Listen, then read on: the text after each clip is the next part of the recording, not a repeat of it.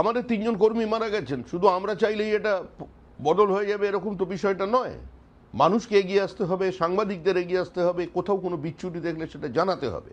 যে কোনো মূল্যে পশ্চিমবঙ্গের রাজনৈতিক সংস্কৃতির পরিবর্তন করতে হবে, না হলে ধ্বংস হবে পশ্চিমবঙ্গ। এত বিনিয়োগকারীরা আসছেন দেশের বাইরে থেকে, বিভিন্ন ইনভেস্টররা, বিভিন্ন শিল্পপতিরা, তারা আমার সঙ্গে পর্যন্ত যোগাযোগ করছেন যে আমরা পশ্চিমবঙ্গে আসতে চাই। যারা বাইরে চলে গিয়েছিলেন তারা ফিরতে চাইছেন। আর সেখানে যদি এই ধরনের পরিস্থিতি তৈরি করতে চায় তৃণমূল কংগ্রেস, মানুষ সেটাকে আটকে দেবে। রাজ্যের প্রাক্তন মুখ্যমন্ত্রী, একজন মহিলা মুখ্যমন্ত্রী, তাকে দেখলে মানুষ রাস্তায় চোর চোর বলে স্লোগান দেবে। এই কাজ বিজেপি করে না, এই পরিস্থিতিও বিজেপি তৈরি করেনি। এই পরিস্থিতি যদি তৈরি হয়ে থাকে তার জন্য দায়ী তৃণমূল কংগ্রেস। কৃতকর্মের ফল তো সবসময় পিছু ছাড়ে না। তবে এ ধরনের ঘটনা যাতে না হয়, সুস্থ স্বাভাবিক সমাজ সেটাই চায়।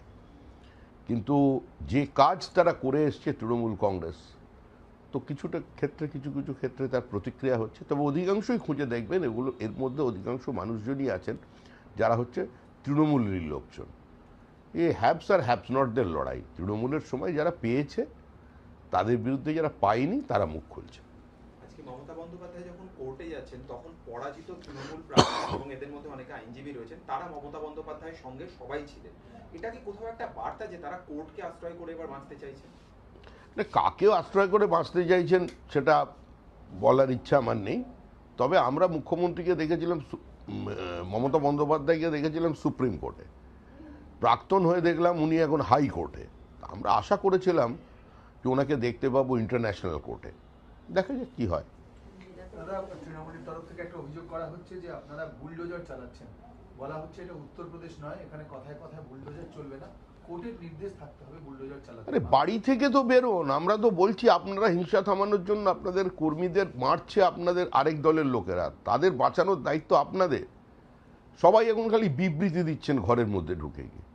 সব ডিজে বাজাচ্ছিলেন আগে, এখন ডিজে বন্ধ করে দিয়ে বাড়িতে বসে বিবৃতি আর সংবাদ মাধ্যমের বুম। এই ধরনের রাজনৈতিক ধারাভাষ্য দিয়ে তো কোনো লাভ নেই। হিংসা বন্ধ করতে গেলে তাদের নামতে হবে, কারণ মারছে তৃণমূল, মরছে তৃণমূল, এটাই তো চলছে 3 বছর ধরে, এখনো তাই হচ্ছে। এই 4 ঘন্টার বিজেপি যারা হয়েছে, হঠাৎ বিজেপি, এরা কারা? এরা কেউ দলের নয়। 4 তারিখ থেকে যারা বিজেপির পতাকা ধরেছে তারা বিজেপির কর্মী নয়, তাদের পাশে দল নেই। তাদের চিহ্নিত করুন, পুলিশকে দিয়ে তুলিয়ে দিন তাদের। আমরা এগুলো হতে দেব না। বিজেপির কোনো ট্রেড ইউনিয়ন নেই, বিজেপির কোনো ছাত্র সংগঠন নেই, বিজেপির নিজস্ব গঠনতন্ত্রের ওপর চলে। বিজেপি কারোর জানলা দিয়ে উঁকি মেরে অন্য দলের কর্মীকে টেনে আনার পক্ষে নেই। কেউ ঢুকতে পারবেন না। এখন যখন নেবার হবে, যাদের নেওয়ার কথা পার্টি মনে করবে, তখন তাদের নেওয়া হবে। সরকার সরকারের কাজ করছে, সরকারকে একটু সময় দিন। সবেমাত্র শপথ হয়েছে, আর পার্টি পার্টির কাজ করছে। দল কোনোভাবে সরকারের কাজকর্মের ওপরে হস্তক্ষেপ করবে না। আমাদের কোনো রকম অভাব অভিযোগ থাকলে, কোনো জায়গায় কোনো বিচ্যুতি থাকলে সেটা আমরা শুধুমাত্র জানিয়ে দেব।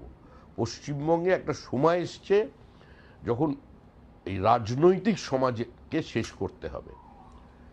দল, প্রশাসন, গুন্ডা, দুষ্কৃতী সব মিলিয়ে মিশিয়ে দিলে চলবে না। সরকার এবং দলের মধ্যে একটা বিভাজন রেখা থাকবে। পশ্চিমবঙ্গ রাজ্য সরকার তৈরি হয়েছে, বিজেপি সরকার তৈরি হয়নি।